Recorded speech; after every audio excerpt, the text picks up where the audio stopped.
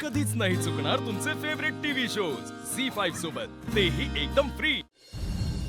Priya madam, तिला कसं समजवायचं हे मला चांगलंच माहिती आहे।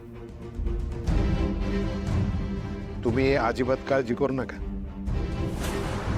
तिला हे लग्न करावंच लागेल। तुम्ही काळजी करू नका, मी समजावतो। हं?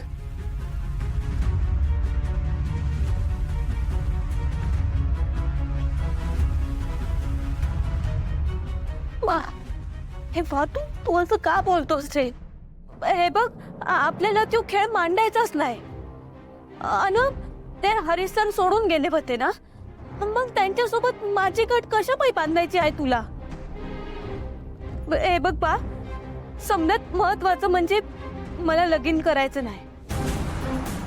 मग ते हरीश सर असू दे किंवा अजून दुसरं कुणी बी, मला लगीन नाही करायचं म्हणजे नाही करायचं। बर, नको करू हे लग्न। एक काम कर, बा लगीन सोडून तू सांगशील ते करायला मी तयार आहे। तू बोल फक्त बा।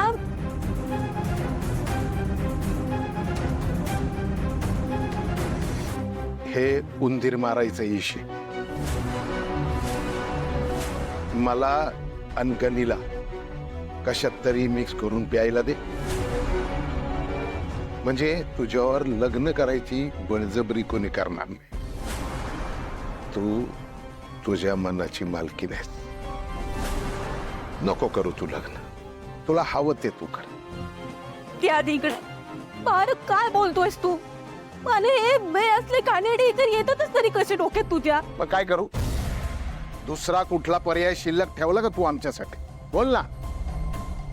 हे बघ पारू, तू जर का हरीश रावांबरोबर लग्नाला नकार दिला ना, तर हे विष ना मी स्वतः माझ्या हाताने गणीला पाहिजे आणि मी पिऊन माझं आयुष्य संपे।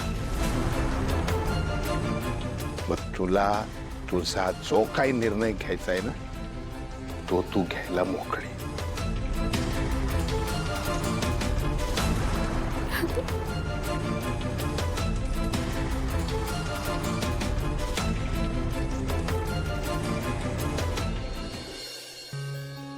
आई, मी समजावलं पारूला, पण ती नाही ऐकत आहे।